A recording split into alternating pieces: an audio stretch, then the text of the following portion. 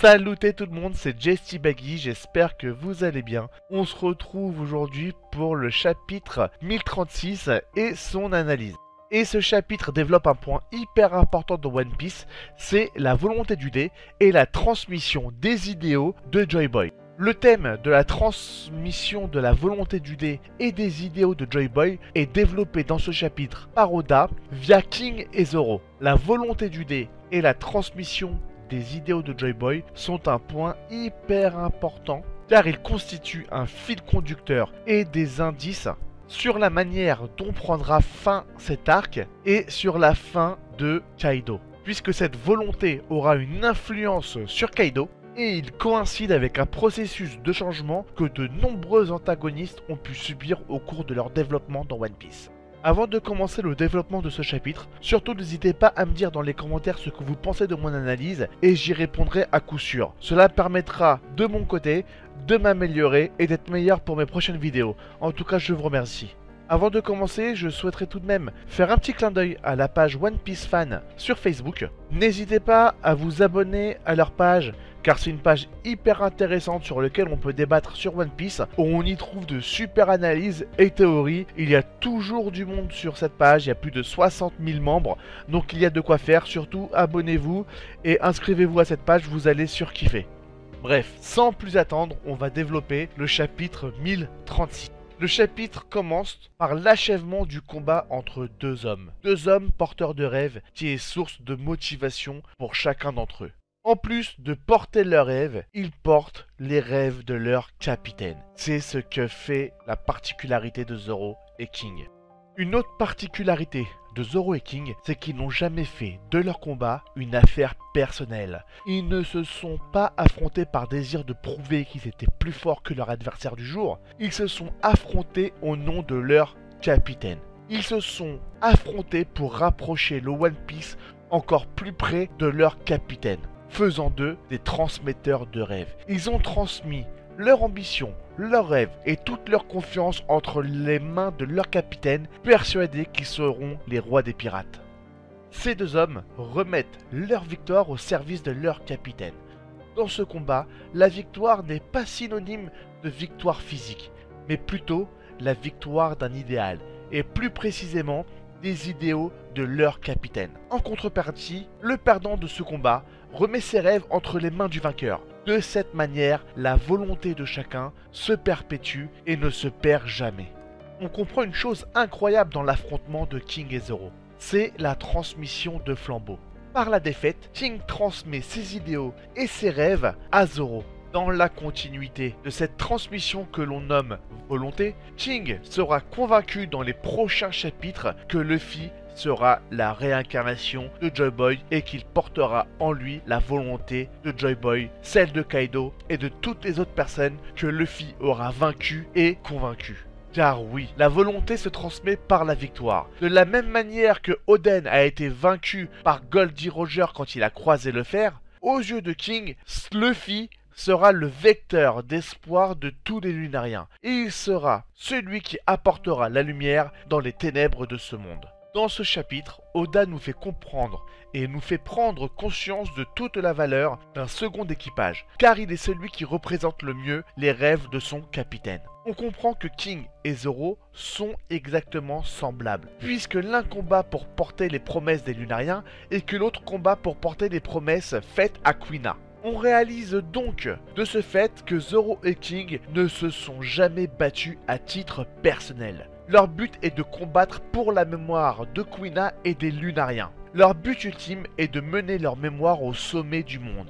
Il est donc naturel pour eux de transmettre la promesse de Kuina et des Lunariens à leur capitaine. C'est par l'intermédiaire de leur capitaine qu'ils pourront réaliser leurs rêves personnels. Comme l'a dit Zoro, le roi des pirates se doit d'être accompagné du meilleur sabreur. C'est dans cette logique du don de soi-même que King et Zoro représentent au mieux la définition d'un second équipage.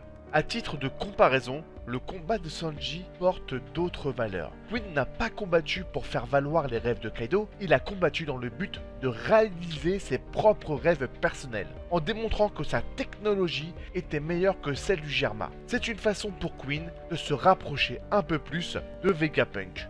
De la même manière, Sanji n'a pas combattu à 100% pour son capitaine. Tout d'abord, Sanji s'est battu contre lui-même. Son combat était personnel. Ce combat lui a permis de se détacher une fois pour toutes des valeurs des Vinsmoke, tout en acceptant ses origines venant du Germa. À mes yeux, c'est ce qui le différencie de Zoro, qui a combattu à 100% pour Luffy. C'est la raison pour laquelle Zoro symbolise à la perfection un second de capitaine. Afin de mieux comprendre le thème de transmission de rêve et de volonté, je vais donner pour exemple Mihawk dans l'arc Marineford. Mihawk évoqua que Luffy avait le pouvoir de rallier à ses côtés tout le monde et que là était son plus grand pouvoir. En 2015 et en 2016, lorsque j'écrivais mes premières théories sur One Piece dans la page One Piece Spoil, j'évoquais le fait que tous les pirates et les empereurs seront aux côtés de Luffy, puisqu'ils lui auront transmis leur espoir ainsi que leurs rêves. Luffy sera reconnu comme le roi des pirates, détenteur des rêves et des volontés de cette coalition de pirates. Cette coalition de pirates aura pour ambition de faire tomber les Tenryubito et le gouvernement mondial. Luffy sera le vecteur de liberté que le monde attend. Le roi des pirates n'est pas celui qui découvre uniquement le One Piece. Si cela avait été cela, Gold Roger aurait terminé sa mission et aurait changé le monde. Si le roi des pirates était une fin en soi et un consacrement absolu, pourquoi devrait-il attendre le dé de la prophétie? Pourquoi devrait-il attendre le porteur de la volonté du dé? Cela n'a aucun sens. Le vrai roi des pirates, c'est celui qui trouvera le One Piece et qui sera accompagné de tous les pirates et de tous les empereurs. Gold Roger n'a pas pu transmettre sa volonté aux autres pirates pour le convaincre de le suivre dans son aventure. Il a juste trouvé le One Piece, mais il n'a pas convaincu et transmis sa volonté à tous les autres pirates de la Terre. Le seul capable de porter cette volonté du dé à travers le monde et à travers tous les pirates se nomme Luffy au chapeau de paille. Comme je le disais sur mon compte Twitter, Kaido suivra Luffy. Je ne sais pas de quelle manière, mais je n'ai pas l'impression qu'il y aura une réelle défaite de Kaido. J'avais mis en avant plusieurs possibilités, notamment l'intermédiaire de Yamato. Elle est selon moi le vecteur du changement de Kaido. Kaido veut absolument protéger sa fille, au point qu'il la retient prisonnière pour la protéger du gouvernement mondial et des Tenryubito à cause du facteur de l'alliage. De la même manière que Kaido possède un ADN précieux aux yeux du gouvernement mondial, il est évident que Yamato partage le même ADN que son père, et que celui-ci risque d'être capturé pour y subir des tortures et des expériences comme a subi Kaido.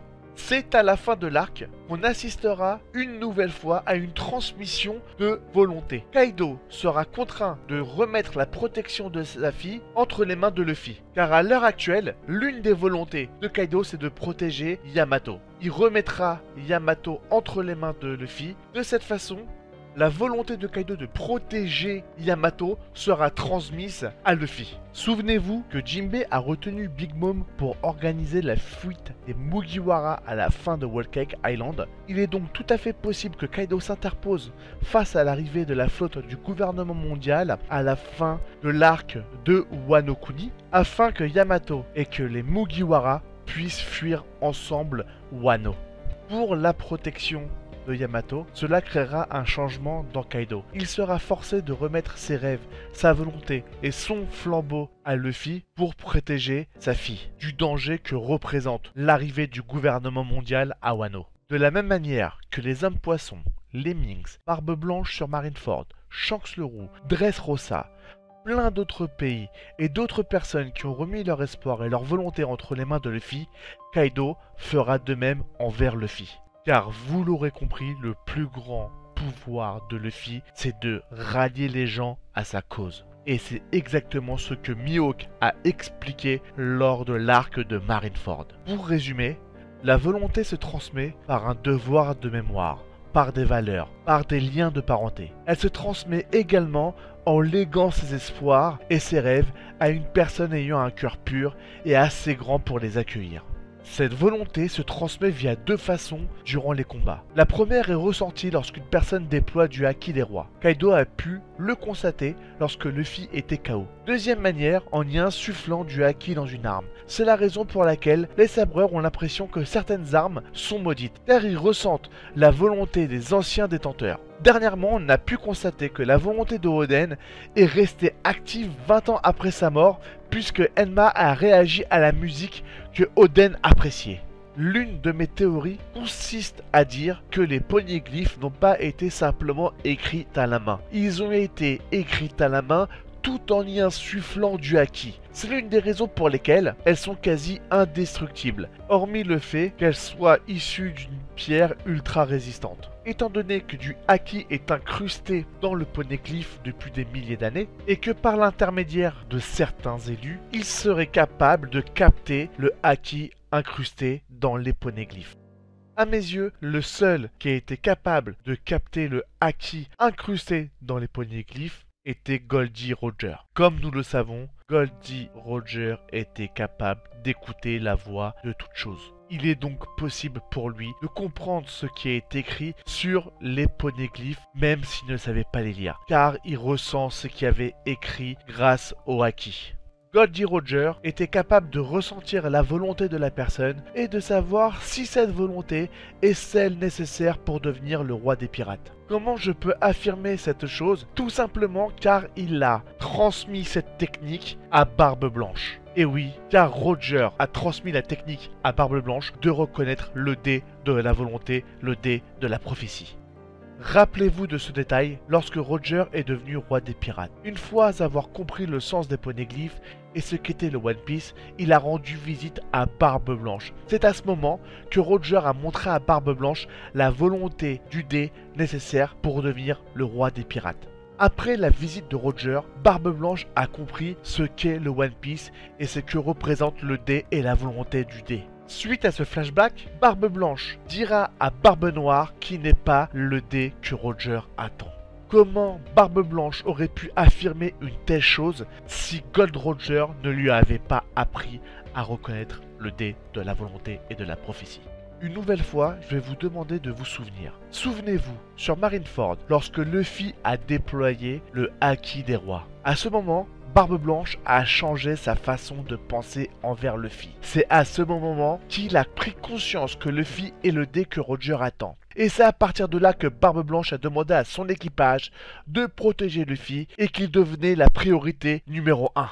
Au final, le haki est le plus grand vecteur de volonté, et notamment celle du dé. Celle-ci peut durer dans le temps et à travers les âges pour transmettre un message que les anciens veulent véhiculer.